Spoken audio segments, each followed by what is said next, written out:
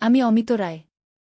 আমি এই বছরই একটা সফটওয়্যার কোম্পানিতে চাকরি পেয়েছি। নৈহাটিতে থাকি। বাড়িতে আমি আর আমার মা থাকি, আর বাবা আন্দামান থাকে ব্যবসার কাজে।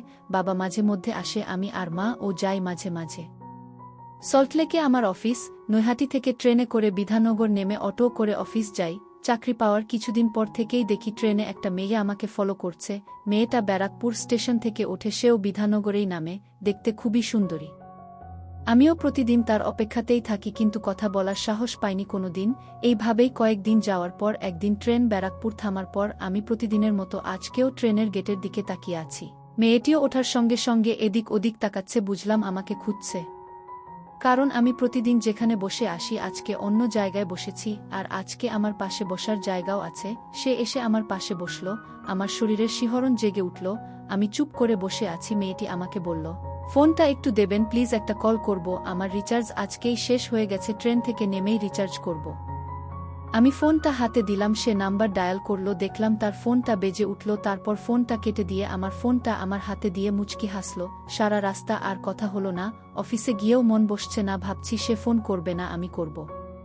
আমি আর করলাম না। রাতে বেলা খেয়ে শুয়েছি। 10টার সময় কিছুক্ষণ পর ফোন বেজে উঠল। সেই নাম্বার দেখেই আমি আনন্দে আত্মহারা ফোন রিসিভ করলাম। ফোনের ওপার থেকে বলল, হ্যালো, আমি রিমি সেন বলছি। আমার নাম আমি বলে দিয়েছি। তোমার নামটা কি শুনি? আমি অমিত রায় আমার নাম।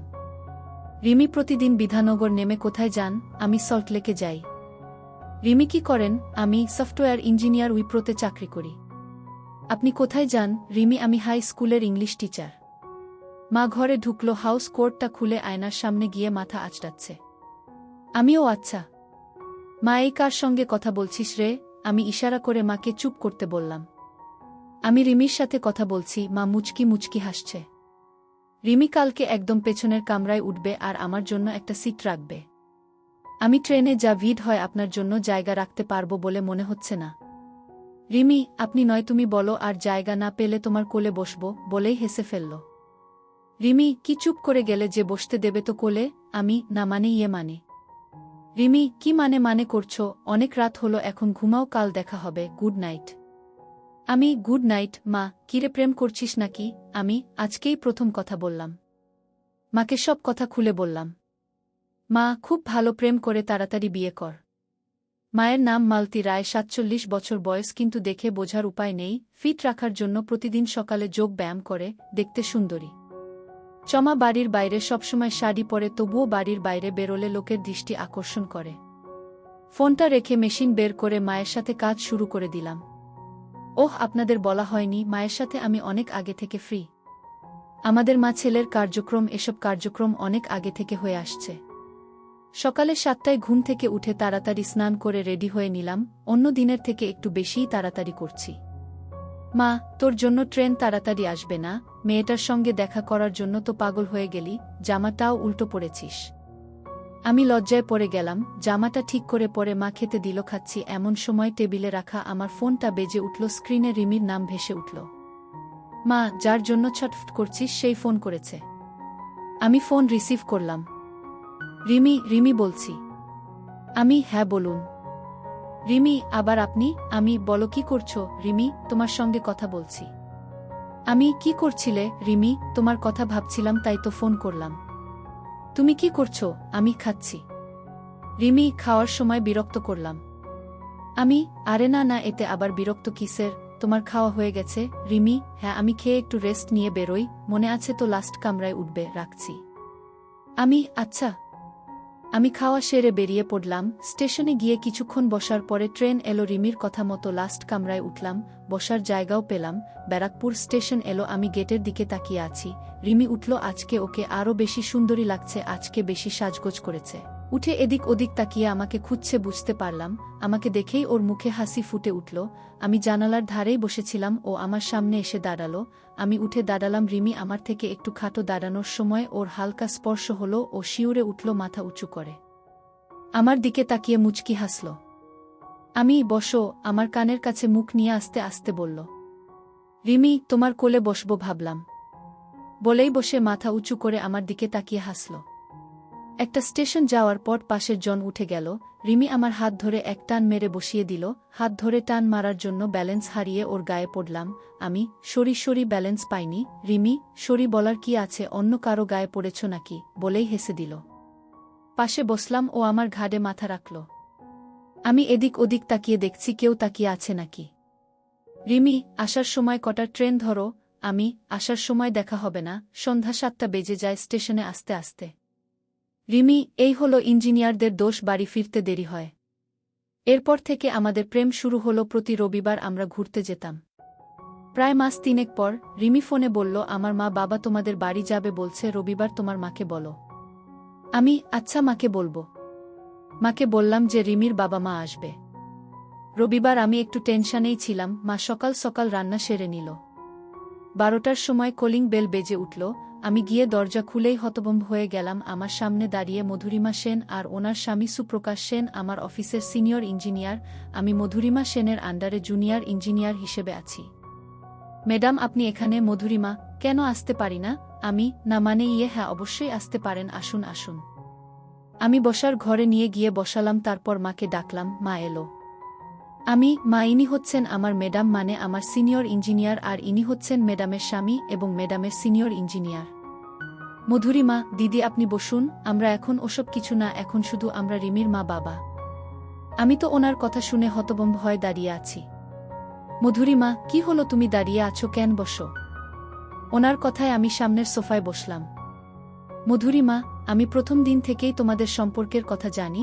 রিমি প্রথম দিনই তোমার কথা আমাকে বলেছিল, আর পরের দিন তোমার ছবি দেখিয়েছিল। আমি দেখেই রিমিকে বলি যে তুমি আমার অফিসে চাকরি করো, আর ওকে বারণ করি তোমাকে বলতে। দিদি, আমরা আজকে এসেছি শুধু ঘুরতে। দাদা শুনলাম আন্দামান থাকে, ওনাকে খবর দিন, উনি আসলে সবাই মিলে একদিন আমাদের বাড়ি যাবেন। সেদিন ওদের বিয়ের ডেট ফাইনাল হবে। তারপর সবাই মিলে অনেক গল্প হলো। ওরা দুপুরে খাওয়া দাওয়া করে চলে গেল। পরে আমি রিমিকে ফোন করতেই কি সারপ্রাইজটা কেমন দিলাম। আমি, হ্যাঁ ভালোই। আমি তো ভাবতেই পারিনি। দুজনে মিলে অনেকক্ষণ কথা বললাম। পরে একা একা বসে ভাবছি, মধুরিমা ম্যাডাম মানে আমার হবু শাশুড়ির কথা। ওনাকে দেখলে সবাই হা করে তাকিয়ে থাকে।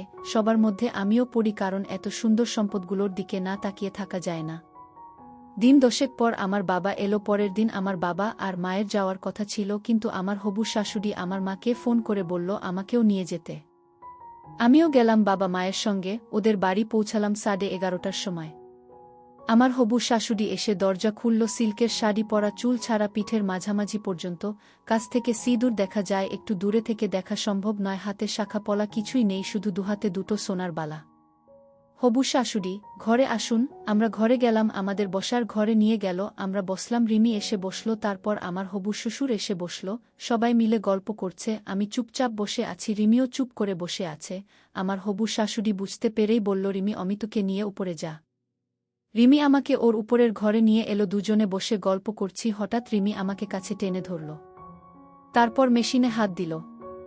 আমি, রিমি, বিয়ের আগে এসব করা উচিত নয়। রিমি, কে বলেছে উচিত নয়, এখন সব উচিত। আমি, তোমার মাথা খারাপ, আর তো কটা দিন। নিচ থেকে খাওয়ার জন্য ডাকলো। খেতে বসে শুনলাম পরের মাসে বিয়ের ডেট ফাইনাল হয়েছে। আমাদের আত্মীয় স্বজন কম, ওদেরও কম, তাই কোনো অসুবিধা হবে না। সত্যি কোনো অসুবিধা হয়নি। আজকে বিয়ে। বাড়িতে আত্মীয় বলতে মামা মামি, পিসি পিসির ছেলে বৌমা, তাও তারা আমার কাকার বাড়িতে উঠেছে। পাশেই কাকার বাড়ি, আর কয়েকজন আসবে বৌভাতের দিন। সকালে বৃদ্ধি হওয়ার পর মেয়ে আশীর্বাদ নিয়ে গেল আমার বাবা, মামা আর পিসি। বাড়িতে আমি, মা আর মামি। আমি দুপুরে ওপরের ঘরে গিয়ে শুয়ে আছি। কখন ঘুমিয়ে পড়েছি বলতেও পারবো না। হঠাৎ একটা সুখের অনুভূতি হলো। ঘুম ভেঙে গেল। তাকিয়ে দেখি মা আমার মেশিনে হাত দিয়েছে। আমি, ও মা, মামি কোথায়? মা, তোর মামি নিচের ঘরে ঘুমাচ্ছে। আমি, যদি এসে পড়ে? মা, আসলে আসবে, তোর বাবা এসেছে 15 দিন হয়ে গেল, তারপর থেকে হয়নি। আমার একদম ভালো লাগছে না। আর বুকে পেলে আমাকে তো ভুলে যাবি। আমি, কি যে বলো না মা তুমি, তোমার সাথে মজাই আলাদা। এখনের মতো প্রতিদিন মনে হয় আর হবে না, কিন্তু মাঝে মধ্যে তোমার বৌমার চোখের আড়ালে অবশ্যই হবে। মা, ওঠ, এবার নিচে যাই, এখনই সব চলে আসবে। মা শাড়ি ঠিক করে চলে গেল। কিছুক্ষণ পর মেয়ে আশীর্বাদ করে সবাই এলো। আমিও উঠে ফ্রেশ হয়ে নিলাম। সন্ধ্যার সময় ধুতি পাঞ্জাবি পরে রেডি হয়ে নিলাম। সন্ধ্যা 7টায় বেরোলাম। রিমিদের বাড়িতে পৌঁছালাম 8টা 10-এ। রাত 10টায় লগ্ন ছিল, আর বিয়ে শেষ হলো 12টার সময়। তারপর খাওয়া দাওয়া করে ঘরে গিয়ে একটু শুলাম। বিয়ের দিন 10 পরেই আমার প্রমোশন হয়েছে। আমার শাশুড়ির জন্যই এখন নতুন প্রজেক্টের কাজ করছি। আমরা অফিসে শাশুড়িকে ম্যাডাম বলেই সম্বোধন করি। এখন অফিসে ঢুকি 12টার সময়। এই প্রজেক্টের হেড ও আমার শাশুড়ি, সেই কারণেই আমি নতুন হয়েও চান্স পেয়েছি।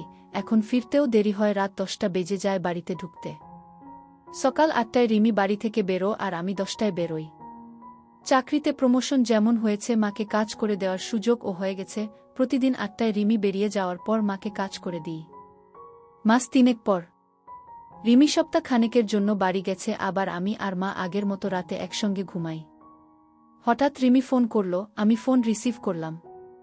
রিমি, তুমি তাড়াতাড়ি আসো, বাবার খুব শরীর খারাপ। আমি, কি হয়েছে রিমি? জানি না, তাড়াতাড়ি আসো। আমি, তুমি অ্যাম্বুলেন্স ফোন করে বাবাকে হাসপাতালে নিয়ে যাও। আমি হাসপাতালে যাচ্ছি। রিমি, আচ্ছা। মা, কি হয়েছে? আমি, শ্বশুরের শরীর খারাপ। মা, তাড়াতাড়ি যা। আমি তাড়াতাড়ি রেডি হয়ে বেরিয়ে পড়লাম। বাইক নিয়ে হাসপাতালের কাছাকাছি পৌঁছে ফোন বেজে উঠল। রিমির ফোন। আমি, হ্যালো। রিমি হাউমাউ করে কেঁদে ফেলল। আমারও বুক ধড়ফড় শুরু হয়ে গেছে। আর বোঝার বাকি রইল না, রিমি, বাবা আর নেই। আমার গলাও ভারী হয়ে এলো। আমি, তোমারা কোথায়? রিমি কান্নার জন্য কথা বলতে পারছে না, কোনো রকমে বলল হাসপাতালে আছি। আমি গেলাম। রিমি আমাকে ধরে কান্না শুরু করল। শাশুড়িও অঝরে কেঁদেই চলেছে। আমি আর চোখের জল ধরে রাখতে পারলাম না। দুজনকেই একটু শান্ত করার পর শুনলাম স্ট্রোক হয়েছিল, নিয়ে আসতে আসতেই মারা গেছে। তারপর আমি সবকিছু করলাম। ওদের আত্মীয় স্বজন বলতে রিমির মামা বাড়ির দিকে কয়েকজন, ওর 3 মামা মামি, মামার ছেলেরা এলো আর আমার মা এলো। দাহ হতে হতে বিকেল হয়ে গেল। রিমির সব আত্মীয় বাড়ি চলে গেল। আমি, মা আর রিমি রয়েছি রিমিদের বাড়িতে। মা শাশুড়িকে সান্ত্বনা দিচ্ছে, আমিও শাশুড়িকে বোঝানোর চেষ্টা করছি। পরের দিন মা বলল, মা, তুই আর রিমি এখানেই থাক, আমি বাড়ি চলে যাই। শাশুড়ি, কেন দিদি, আপনিও থাকেন না? মা, না দিদি, বাড়ি ফাঁকা আছে, দিন 2 পরেই আবার আসব। মা চলে গেল, আমি আর রিমি থাকলাম। রাতে রিমি শাশুড়িকে বলল, মা, তুমি আমার সঙ্গে আমার ঘরে ঘুমাও, তোমাকে একা ঘুমাতে হবে না। শাশুড়ি, অমিত কোথায় ঘুমাবে? রিমি, ও তোমাদের ঘরে ঘুমাক গিয়ে। রাতে খেয়ে আমি শ্বশুর শাশুড়ি যে ঘরে ঘুমাতো সেই ঘরে ঘুমাতে গেলাম। আমি খাটে শুয়ে পড়ে আমার চোখ গেল আলনার উপর একটা জিন্স প্যান্টের নিচে লাল রঙের ছোট কাপড় উকি মারছে। আমি উঠে গিয়ে দেখলাম। আমার আর বুঝতে বাকি রইল না যে এটা শাশুড়ির। যেদিন শ্বশুর মারা যায় সেদিন অফিস থেকে এসে ছেড়ে রেখেছিল, সেইভাবেই আছে। আমি খাটে এসে শুলাম, শাশুড়িকে করছি। আমার গরম হয়ে গেল। সকালবেলা ঘুম থেকে উঠে ডাইনিং এ গেলাম, দেখি রিমি আর শাশুড়ি বসে আছে। সাদা থান পরে শাশুড়িকে দেখতে খুবই খারাপ লাগছে। আমি ব্রাশ করছি। রিমি বলল, রিমি, আমার তো স্কুলে পরীক্ষা চলছে, না গেলে হবে না। তোমার তো কাজ বাড়িতে বসেই ল্যাপটপে করা যায়, আর তোমার সিনিয়র তো এখানেই আছে, অসুবিধা হবে না, তুমি বরং মায়ের কাছে থাকো, আর তো কেউ নেই থাকার মতো। আমি মনে মনে একটু খুশিই হলাম। 9টার সময় রিমি স্কুলে বেরিয়ে গেল। বাড়িতে আমি আর শাশুড়ি। আমি রিমির ঘরে বসে আছি আর শাশুড়ি নিজের ঘরে গিয়ে একটু ঘুমিয়েছে। আমি বসে বসে শাশুড়িকে নিয়েই ভাবছি। হঠাৎ কানে কান্নার আওয়াজ ভেসে এলো। আমি উঠে শাশুড়ির ঘরে গিয়ে দেখি শাশুড়ি কান্না করছে শুয়ে শুয়ে। শাশুড়ির অবস্থা দেখে আমি লজ্জায় পড়ে গেলাম। অনেকটা উপরে কাপড় উঠে রয়েছে। আমাকে শাশুড়ি দেখতে পায়নি। আমি দাঁড়িয়ে দাঁড়িয়ে দেখছি আর ভাবছি ওনার কাছে যাব কি যাব না। সাহস করে ডাকলাম, মা, আপনি কাঁদছেন? শাশুড়ি আমার গলার আওয়াজ পেয়ে পায়ের শাড়িটা একটু নামালো, কিন্তু দেখে মনে হলো এতে উনি লজ্জিত নয়। ভাবলাম স্বামী শোকে হয়তো এসব লজ্জা নিয়ে উনি অতটা ভাবিত নয়। আমি ওনার মাথার কাছে গিয়ে বসলাম। আমি শাশুড়িকে বললাম, মা, কাঁদবেন না, আমি তো আছি। বলেই লজ্জায় পড়ে গেলাম। শাশুড়ি যা বলল তার জন্য আমি প্রস্তুত ছিলাম না। শাশুড়ি, তোমার শ্বশুরের জায়গা তুমি পূরণ করবে তো? আমি কি বলবো ভেবে পাচ্ছি না। শাশুড়ি, মাথায় একটু হাত বুলিয়ে দাও তো। আমি ওনার মাথায় হাত বুলিয়ে দিচ্ছি। আমার বেরিয়ে যাওয়ার মতো অবস্থা। শাশুড়ি আমার দিকে ফিরে শুল। শাশুড়ি, সামান্য দেখেই তোমার এই অবস্থা, সব কিছু দেখলে কি হবে? আমি শাশুড়ির মুখে এই কথা শুনে নিজের কান কেউ বিশ্বাস করতে পারছি না। আমি দুপা চেপে ঢাকার চেষ্টা করছি। শাশুড়ি মাথা তুলে আমার দিকে তাকিয়ে মুচকি হাসল। আমি তো কি করব ভেবে পাচ্ছি না। তার মধ্যে উনি হাতটা মেশিনের উপর রাখল। আমি তো চোখ বন্ধ করে আছি আর ওনার মাথায় হাত বুলিয়ে যাচ্ছি। আমি লজ্জায় মাথা নিচু করে আছি। শাশুড়ি, ও তো লজ্জা পেতে হবে না, কালকে রাতে মধু ফেলতে লজ্জা লাগেনি? আমি তো আরও লজ্জায় পড়ে গেলাম। শাশুড়ি, অমিত আর পারছি না, তাড়াতাড়ি মেশিন বের করো। আজকে থেকে আমার দায়িত্ব কিন্তু তোমার শ্বশুরের কাজটা তোমাকেই করতে হবে। এরই মধ্যে শাশুড়িকে আপনি থেকে তুমি বলা শুরু করা দিয়েছি। অবশ্য শাশুড়ি আমাকে সেটা করতে বলছে। আর তার নাম মধুরিমা থেকে মধু বলে ডাকতে বলেছে। তুমি যখন সুযোগ দিয়েছ তোমার সেবা করার, তাহলে তো আমার কোনো অসুবিধা নেই। আমি তো খুবই ভাগ্যবান শাশুড়িকে সেবা করতে পারছি। মধু, এভাবে বলো না, আমিও যে তোমাকে কাছে পেয়েছি এটাই বা কজন শাশুড়ির ভাগ্যে হয় বলো। আমি আর শাশুড়ি কিছুক্ষণ শুয়ে থাকলাম। শুয়ে শুয়ে গল্প করছি, ঘড়ির দিকে তাকিয়ে দেখি 12টা বাজে। শাশুড়ি, অমিত চলো স্নান করে আসি। আগে আপনি আসুন, তারপর আমি যাচ্ছি। শাশুড়ি, কেন? একসঙ্গে স্নান করব চলো। কি বলছেন মা? শাশুড়ি, আবার মা? বলেছি না, নাম ধরে ডাকবে, কেউ থাকলে মা বলে ডেকো। মা বলে ডাকলে ওই টাইমের সময় লজ্জা পাবে। লজ্জা কিসের? শাশুড়ি, তাহলে একসঙ্গে স্নান করতে লজ্জা পাচ্ছ কেন? লজ্জা পাবো কেন? চলুন। শাশুড়ি শাওয়ারটা চালিয়ে দিল, তারপর দুজন ভিজলাম কিছুক্ষণ। শাশুড়ি, এবার আমাকে সাবান মাখিয়ে দাও। আমি ভালো করে সাবান মাখিয়ে দিলাম, উনিও আমার গায়ে সাবান মাখিয়ে দিল। স্নান সেরে দুজনে ঘরে গেলাম। শাড়ি পরবেন না শাশুড়ি? না, কেউ আসলে সঙ্গে সঙ্গে পরে নেব। শাশুড়ি রান্না ঘরে গেল। রিমি সকালে রান্না করে গেছিল, সেগুলো গরম করল, আমাকে খেতে ডাকলো। আমি ডাইনিং রুমে গেলাম, উনি ডাইনিং টেবিলে খাবার বাড়ছে। আমি একটা চেয়ার টেনে বসলাম, ওনার দিকে এক দৃষ্টিতে তাকিয়ে আছি। শাশুড়ি, কি দেখছ অমন করে? না কিছু না। শাশুড়ি, ভাবছ কি নির্লজ্জভাবে বেড়াচ্ছে জামাইয়ের সামনে? কিন্তু আমি আর তোমাকে জামাই বলে মনে করছি না, সত্যি বলছি, আমি তোমাকে স্বামী বলেই মনে করছি, কারণ আমি তোমাকে আমার সব দিয়ে দিয়েছি। স্বামী ছাড়া অন্য কাউকে যারা সব দেয় তারা হলো বাজারি। আর আমি বাজারি হতে চাই না। আমি ঠিক করেছি তোমাকে বিয়ে করব, কিন্তু আমি আর তুমি ছাড়া কেউ জানবে না। কি তুমি রাজি তো? কিন্তু আপনি সিঁদুর পরবেন কি করে? সবাই দেখে ফেলবে তো। শাশুড়ি, কেউ দেখবে না, চুলের নিচে ছোট করে পরব, কেউ বুঝতেও পারবে না। খাওয়া শেষ করে দুজনে মিলে গল্প করছি। কখন ঘুমিয়ে পড়েছি বলতেই পারব না। দুজনেরই ঘুম ভাঙল ফোনের আওয়াজে। মোবাইলটা হাতে নিয়ে দেখলাম মা ফোন করেছে। মায়ের সঙ্গে কথা বললাম। শাশুড়ি, তোমার মা কালকে আসবে? হ্যাঁ। শাশুড়ি, অমিত 4টে বাজে, আর ঘণ্টা খানেক পরেই রিমি চলে আসবে। আরেকবার তোমার মেশিনটা বের করো না, রাতে তো আর হবে না। মা, আপনার ইচ্ছে পূরণ করাই তো আমার কাজ। শাশুড়ি, আবার মা? সরি। এবার অনেকক্ষণ ধরে পরিশ্রম করলাম। দুজনেই ক্লান্ত হয়ে শুয়ে আছি। কলিং বেল বেজে উঠল, লাফিয়ে খাট থেকে নেমে পড়লাম। শাশুড়ি, মনে হয় রিমি এসেছে। শাশুড়ি, অমিত তুমি ল্যাপটপটা খুলে বসো, আমি গেট খুলতে যাচ্ছি। শাশুড়ি গেট খুলতে গেল, আমি ল্যাপটপ নিয়ে বসলাম। রিমি এলো, ফ্রেশ হয়ে খাওয়া দাওয়া করল। আমি ল্যাপটপে কাজ করছিলাম, পাশে এসে বসল। রিমি, কি গো মা, কান্নাকাটি করছিল নাকি? হুম করছিল তো। আমি আবার বোঝালাম, রিমি, ওই জন্যই তো তোমাকে অফিস যেতে বারণ করলাম। মা একা থাকলে আরও কান্নাকাটি করত। আমি মনে মনে ভাবছি, অফিস যেতে বারণ করে ভালোই করেছ, না হলে অনেক কিছু মিছ হয়ে যেত। কালকে মা আসবে। রিমি, তাই নাকি? তাহলে তো ভালোই হবে, মায়ের মনটাও ভালো থাকবে। শাশুড়ি ঘরে ঢুকল। রিমি, মা বসো। শাশুড়ি খাটের একপাশে বসল। রিমি, মা জানো তো কালকে আমার শাশুড়ি আসবে? শাশুড়ি একদম নিচু স্বরে বলল, ও জানি না তো। রিমি, তোমার জামাই বলেনি তোমাকে? শাশুড়ি, কি করে বলবে? আমি তো সারাদিন পাশের ঘরে শুয়েছিলাম, ও এই ঘরে বসে কাজ করছিল, শুধু দুপুরে উঠে স্নান করে খাওয়া দাওয়া করেছি। রিমি, আমি ভাবছি শাশুড়ি এলে বলবো সপ্তাহ খানেক থেকে একবারে বাবার কাজ শেষ করে যেতে, তোমার কাছে থাকলে তোমারও ভালো লাগবে। শাশুড়ি আমার দিকে একটু তাকিয়ে মুখ কালো করে ফেলল। উনি তো জানে না মা থাকলেও অসুবিধা নেই। রিমি, তোমার জামাই ও এখান থেকেই কাজ করবে কি গো? তোমার অফিস না গেলে অসুবিধা নেই তো? আমি তো মনে মনে আনন্দে আত্মহারা হয়ে গেলাম, তাও একটু নাটক করে বললাম। মা থাকবে তো, আমি থেকে কি করব? রিমি, এখান থেকেই যখন তোমার কাজ হয়ে যাচ্ছে, তাহলে এই কটা দিন অফিস না গেলেই কি নয়? আমার কাজ যদি বাড়ি বসে হতো তাহলে তো আমিও যেতাম না। শাশুড়ি, তোরা কথা বল, আমি রান্না ঘরে যাই। রিমি, না মা, আমি রান্না ঘরে যাচ্ছি, তুমি একটু শুয়ে থাকো। রিমি রান্না ঘরে গেল, আর শাশুড়ি পাশের ঘরে গেল। ঘণ্টা খানেক পরে খাওয়া দাওয়া করে আমি শুতে চলে এলাম, আর রিমি আর শাশুড়ি পাশের ঘরে গিয়ে শুয়ে পড়ল। সকালে উঠে রিমি রান্না সেরে খেয়ে 9টার সময় বেরিয়ে পড়ল। আমি তখনও শুয়েছিলাম। যাওয়ার সময় আমাকে বলে গেল, আমি দুপুরের রান্না করে গেলাম, আজকে ব্রেকফাস্ট করার সময় পাইনি, তুমি করে নিও তোমার আর মায়েরটা। আচ্ছা। আমার আবার চোখ লেগে এলো।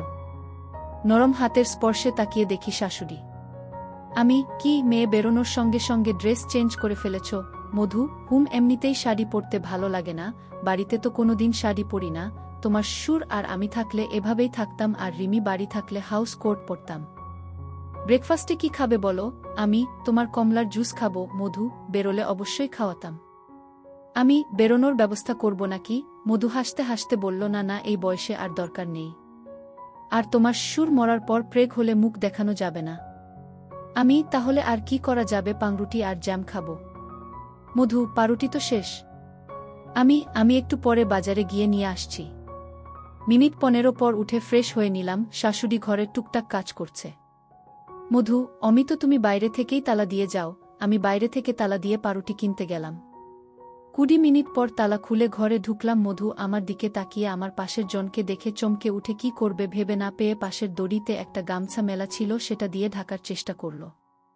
আমার পাশে আমার মা দাঁড়িয়েছিল। মা, দিদি আমার সামনে লজ্জা পেয়ে লাভ নেই, আমি সব জানি, অমিত আমাকে সব বলেছে। মধু আমার মুখের দিকে তাকিয়ে আছে, আমি মুচকি হাসছি। মা শাশুড়ির হাত ধরে ঘরে নিয়ে গেল, আমিও গেলাম। মা শাশুড়িকে খাটে বসালো, নিজে পাশে বসল, আমি একটা চেয়ার টেনে বসলাম। শাশুড়ি লজ্জায় মাথা নিচু করে আছে। মা উঠে দাঁড়িয়ে শাড়িটা নামিয়ে পাশে রাখল। শাশুড়ি মায়ের মুখের দিকে হা করে তাকিয়ে আছে। মা, দিদি, এখন আপনি আর আমি একই ড্রেস পরে আছি, আর লজ্জা পাওয়ার কিছু নেই। শাশুড়ি একবার আমার মুখের দিকে তাকাচ্ছে, একবার মায়ের মুখের দিকে তাকাচ্ছে। মা, দিদি, অমিত আমাকে কাজ করে দিচ্ছে, প্রায় 10 বছর হয়ে গেল। শাশুড়ি যেন আকাশ থেকে পড়ল। শাশুড়ি, কি বলছেন দিদি? মা, ঠিকই বলছি, এখন থেকে ওর আরও দায়িত্ব বেড়ে গেল, আপনার ও সেবা করার। আশা করি আমার ছেলে আপনাকে খুশি দিতে পেরেছে। শাশুড়ি, সে আবার বলতে, এত খুশি জীবনে পাইনি। মা, আমি তো আজকে বিকেলে আসতাম, কালকে ও সব বলল, তাই ঠিক করলাম সকালে এসে 2 বেয়ান মিলে একসঙ্গে সেবা নিব। তাই কালকে রাতেই ওকে বললাম যে আপনাকে সারপ্রাইজ দেব, আমি আপনাদের বাড়ির কাছাকাছি এসে ওকে SMS করি, ও পাউরুটি কিনতে বেরো, আমি ওর সঙ্গে ঘরে আসি। শাশুড়ি, মা, ছেলে মিলে তো আমাকে খুব ভয় পাইয়ে দিয়েছিলেন। আচ্ছা দিদি, কি করে আপনাদের শুরু হলো? মা, সব বলবো, অনেক দিন হলো সেবা নিইনি, আগে হোক তারপর বলছি। শাশুড়ি, তাই করুন। দুজনকে সেবা দিতে গিয়ে অনেক ক্লান্ত হয়ে গেলাম।